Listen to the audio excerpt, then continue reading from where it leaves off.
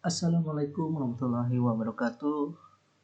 Bertemu lagi dengan saya, Apit Sutarno. Sini saya akan menjelaskan tentang yang mana bagian yang kedua. Tapi sebelum materi saya mulai, kita berdoa dulu menurut agamanya masing-masing. Berdoa, mulai.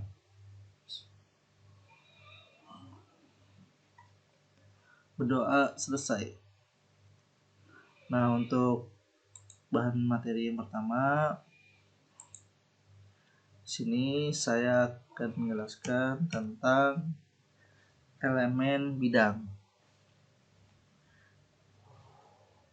Bidang merupakan bentuk yang menempati ruang, dan ruang itu disebut dengan ruang dwimatra atau dua dimensi. Bidang hanya berdimensi panjang dan lebar. Bidang sebagai ruang adalah ruang dwimatra dan merupakan tempat di mana objek-objek berada.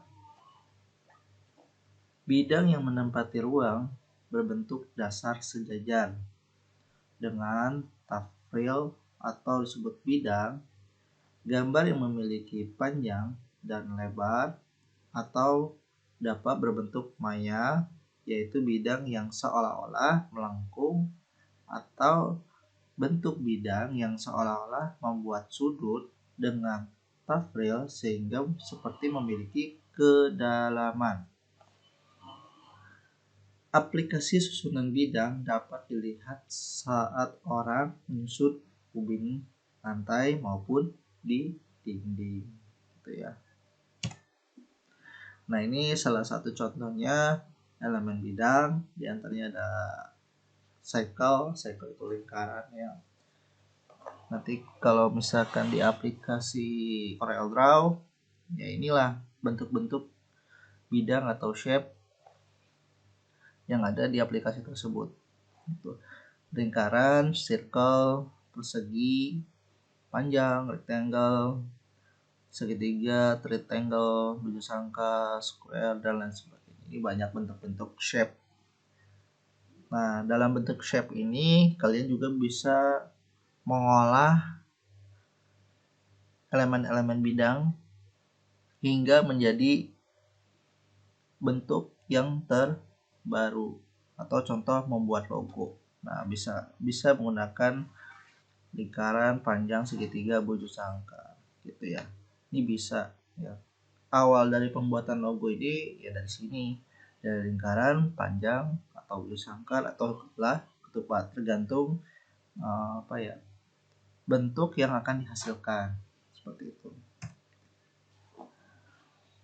Ya, selanjutnya bidang memiliki dimensi panjang dan lebar yang menutupi area bentuk. Bidang memiliki ukuran.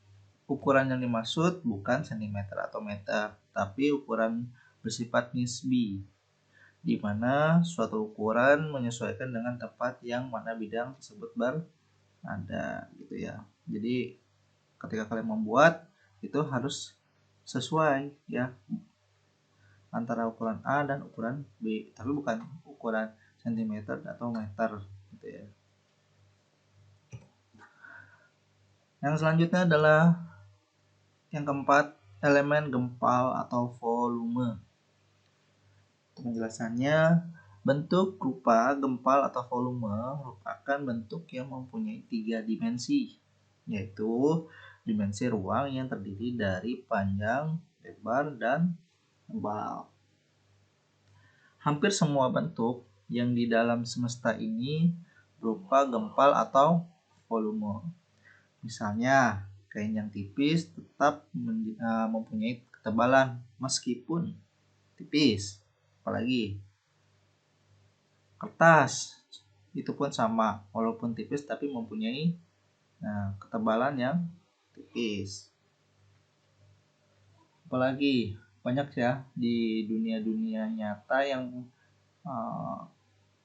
mempunyai bentuk tapi ada memiliki suatu dimensi ruang, seperti itu. Selanjutkan ya. Pada karya dua dimensi, komposisi garis, bidang, serta warna akan memberikan kesan volume yang bersifat maya atau tidak dapat diraba. Nah, ini salah satu contohnya elemen gempal atau volume. Nah, ini berbentuk segitiga tapi seperti cembung, yaitu baru isi, bukan dua dimensi yang berbidang datar. Beda ya. Kalau misalkan bidang datar, nah ini untuk tingkat gambar untuk segitiga ini semakin mengecil ya, untuk membuat volume dari sebuah segitiga ini tersebut itu ini akan semakin kecil ya, seperti ini untuk membuat volume. Tapi kalau misalkan untuk dua dimensi tidak harus seperti ini. Kalian cukup memperbanyak misalkan nih garis tengah. Nah, ini kan garis tengah sini. Nah, kalian kopas atau duplikasi ke samping kiri, samping kanan, sampai ke atas. Itu dua dimensi. Jadi ukurannya tuh berjajar. Itu. Ini seperti itu contohnya. Nah, ini pun sama. Ini bervolume gitu ya. Garis abstrak hingga seperti kain yang terlipat ya, seperti itu. Yang selanjutnya nomor 5 adalah elemen warna. Warna merupakan bagian terpenting dalam berbagai hal, termasuk dalam desain grafis. Secara kejadian, warna dapat digolongkan menjadi dua, yaitu warna adaptif dan subtraktif. Warna adaptif merupakan warna berasal dari cahaya yang merupakan sebut spektrum. Pada warna adaptif, pencampuran warna primer, yaitu yang terdiri dari warna red, green, dan blue. Nah, di mana pencampuran ketiga warna primer dengan jumlah yang menghasilkan warna putih atau dikenal dengan warna RGB. Nah, RGB ini contohnya seperti ya, ini saya sedang merekam.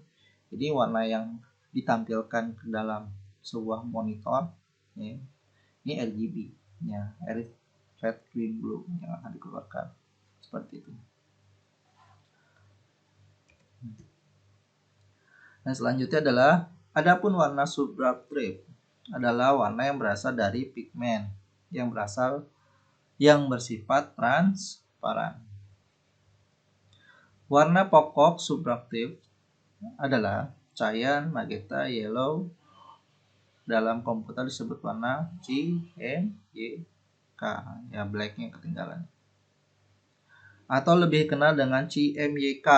K-nya bukanlah warna, tetapi unsur presentasi black atau gelap.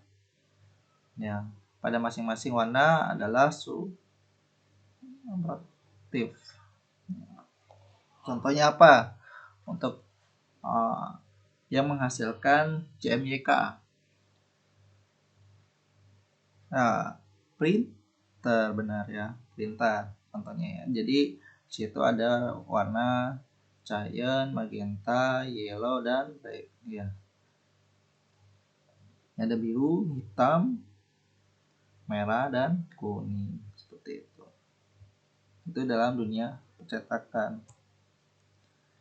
Yang selanjutnya, pada nirmana kita dapat melatih kepekaan artistik dan melatih keterampilan teknis pada desain suatu karya. Menambah pemahaman tentang warna dan penerapan. Di sini saya mempunyai tabel arti dan warnanya. Ya, kamu bisa lihat. Nomor 1, warna merah. Jadi nggak sembarang warna tersebut tidak punya makna dan arti. Nah, ini salah satu artinya. Merah artinya cepat, energik, gairah, bisa diartikan marah, berani, bahaya, positif, agresif, langsang, dan panas. Gitu. Ini warna merah ini seperti ini ya. Kalian harus tahu artinya untuk warna merah sebelum kalian membuat desain gitu ya. Harus tahu artinya ya, apapun itu bentuk logo ataupun banner ataupun dan lain sebagainya, kalian harus tahu penggabungan warna akan warna. Yang kedua adalah biru yang mempunyai arti dingin, pasif, melankolis, sayu, sendu, sedih, tenang, berkesan jauh, mendalam, tak terhingga, tapi cerah. Warna biru mempunyai asosiasi padat air, laut, langit, dan ibarat pada es. Melambangkan keagungan, keyakinan, ketangguhan iman, kesetiaan, kebenaran, kemurahan hati, kedamaian, kesatuan, kepercayaan, dan lainnya. Gitu ya. Ini warna biru yang mempunyai arti tersebut. Yang selanjutnya adalah warna kuning. Saya tidak menjelaskan semua warna, ya cukup banyak sekali warna-warna yang akan dihasilkan ya. Tapi warna yang paling nanti dominan adalah tadi biru, merah, kuning, sama hitam. Tapi saya menjelaskan 3 saja, biru, merah, dan kuning. Itu ya. Nah di sini untuk warna terakhir ada warna kuning. Warna kuning dalam keadaan terang dan hangat, gembira, ramah, supel, riang, dan cerah. Energi dan keceriaan, kejayaan, kemegahan, kemuliaan, dan kekuatan. Yang selanjutnya adalah memahami prinsip dasar desain grafis. Seorang desainer grafis untuk menciptakan suatu karya seni grafis perlu mengetahui beberapa metode dalam menciptakan karya yang memiliki nilai seni tinggi. Metode tersebut dikenal sebagai prinsip desain grafis yang meliputi kesatuan. Di antaranya kesatuan unity, keseimbangan balance, keserasian proporsional. Yang selanjutnya ada irama ritme, dominasi ada domination, kesederhanaan, dan kejelasan. Jadi saya akan menjelaskan satu persatu dari kesatuan elemen-elemen ya. Di antaranya yang pertama kesatuan atau unity. Kesatuan merupakan upaya dalam menyatukan elemen-elemen atau unsur desain sehingga menimbulkan kesan harmonis. Satu elemen dengan elemen yang lain saling mendukung, akan memudahkan penyampaian pesan kepada pembaca. Nah, seperti inilah contohnya satu kesatuan yang menyatukan elemen-elemen ya, yang kesan harmonis. Contoh, saya mempunyai kotak yang berwarna hitam yang diisi dengan lingkaran yang berwarna putih. Nah, mereka ini saling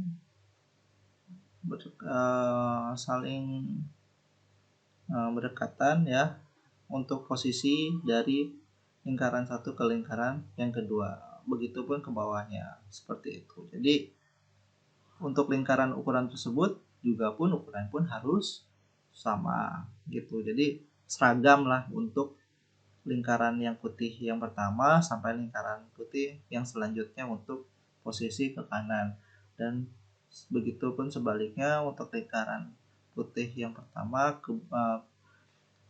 untuk ke bawahnya itu harus sama dengan lingkaran yang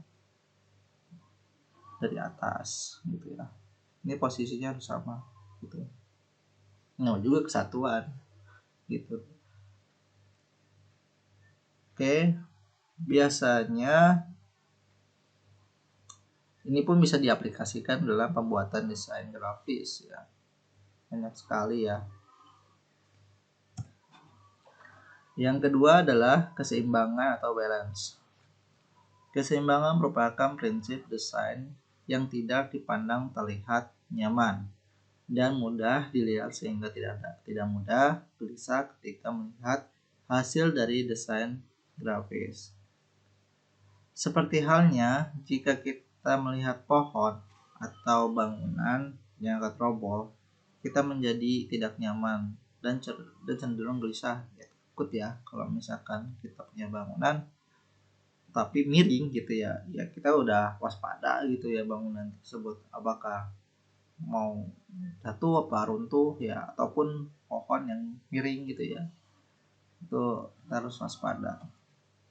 Berikut contoh penggunaan keseimbangan. Ini saya juga mempunyai contoh gambar dalam pembuatan keseimbangan itu harus sama. Nah, sini ada timbangan ya, seperti timbangan. Nah, dalam timbangan ini gimana caranya ketika posisi yang di sebelah kanan adalah lingkaran yang cukup besar, misalkan dengan ukuran diameter lingkarannya adalah 10 ya. Nah, untuk sebagian kiri itu harus menyeimbangkan untuk posisi yang di sebelah kanan gitu ya. Bagaimana untuk menyeimbangkan yaitu dengan menambahkan lingkaran-lingkaran agar terlihat sama seperti itu ya. Jadi ini suatu ungkapan ya, agar dari seorang desainer itu harus seimbang atau balance dalam sebuah mendesain atau membuat produk hasil karyanya. Balance dari bentuknya, balance dari warnanya, balance dan selain sebagainya, banyak sekali balance itu. Yang tiga adalah keserasian. Keserasian adalah perhitungan matematis dalam sebuah bidang. Gunanya memperoleh keserasian dalam sebuah karya desain grafis. Diperlukan perbandingan-perbandingan yang tepat untuk menghasilkan desain yang serasi. Proporsi agung atau the golden mean adalah keserasian yang paling populer dipakai saat ini. Dalam bidang desain, semua unsur berperan menentukan proporsi seperti hadirnya warna cerah yang diletakkan pada bidang atau ruang sempit. Keserasian dapat dijangkau dengan menunjukkan hubungan antara satu dengan yang lain. Jadi salah satu contohnya, walaupun ukuran dari bentuk tersebut berbeda dengan ukuran yang satu dengan yang lain, tetapi bentuknya pun harus sama. Nah, seperti ini. Ini bentuknya rectangle atau kotak. Nah, untuk ukuran bentuk yang besarnya harus juga pun kotak, gitu ya. Bukan lingkaran. Berarti itu tidak serasi antara yang lain. Tuh. Yang selanjutnya nomor 4 adalah irama, ada ritme. Grafis, adapun irama itu sendiri adalah pengulangan gerak yang teratur dalam terus-menerus. Dalam bentuk alam dapat dilihat ketika kita berjalan. Di dalamnya akan terlihat lampu jalan yang menghiasi jalan kota yang terlihat berulang-ulang. Itu contoh lain.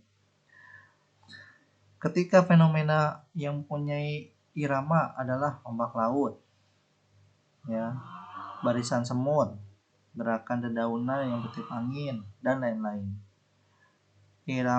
Prinsip irama sesungguhnya adalah berhubungan perulangan-ulangan dari bentuk unsur desain grafis. Contohnya adalah di sini saya sudah membuat contoh bentuk iramanya. Nah, bentuknya yang pertama adalah kotak, di mana perulangannya, di mana kotak ini akan menjadi sebuah lingkaran, gitu ya. Nah, ini kotak. Ini kotaknya sudah presisi dari sudut kanan, atas, bawah, dan lain sebagainya ya. Kotak. Hingga untuk yang kedua adalah kotak sedikit melengkung ya. Yang ketiga, kotaknya agak sedikit bundar dan mempunyai presisi berbentuk lingkaran seperti itu. Ini contoh dari irama bentuk.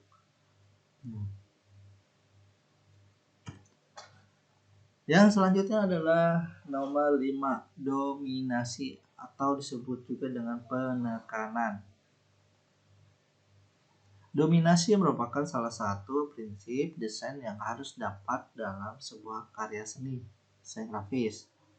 Dominasi berasal dari kata dominate yang berarti keunggulan. Sifat unggul dan istimewa ini menjadi unsur yang dapat menarik perhatian. Dalam dunia desain, dominasi lebih dikenal dengan center of interest atau focal point dan eye catcher. Dominasi mempunyai tujuan yaitu untuk menarik perhatian, menghilangkan kebosanan, dan untuk keberaturan biasanya diintegrasi dengan empasis. Nah, di sini saya mempunyai contoh ya, gambar di mana bentuk yang dihasilkan ini mendominasi lingkaran ya. Nah, untuk lingkaran ya. 1, 2, 3, 4, 5, 6, 7, 8, 9, 10, 11. Nah, untuk dominasi lingkaran ini mendominasi lingkaran. Tapi dengan unsur penekanan ya, sebuah arti karya seni desain grafis harus supaya tidak ada cenderung kebosanan ya, maka lingkaran ini disisipkan dengan jumlah lingkaran tersebut dengan kotak gitu. Tapi tetap tidak menghilangkan dominasi pada lingkaran. Nah, agar terlihat ya seperti ini ya, terlihat bosan ya. Kalau kalian ukurannya ini lingkaran kayaknya ini berbentuk apa ya gitu, bosan gitu ngelihatnya, jadi lingkaran terus. Tapi dengan saya menambahkan kotak pada di setiap sisi secara tidak beraturan, maka hasil yang dihasilkan akan seperti abstrak ya. Nah, seperti ini. Ataupun dengan contoh yang lain, nggak hanya bentuk, yaitu misalkan angka 1 semua. Ya, kalian juga akan jenuh menghitung 1 sampai seterusnya 1. Tapi dengan menghitung tidak bosan, yaitu dengan menghitung yang lebih lanjut.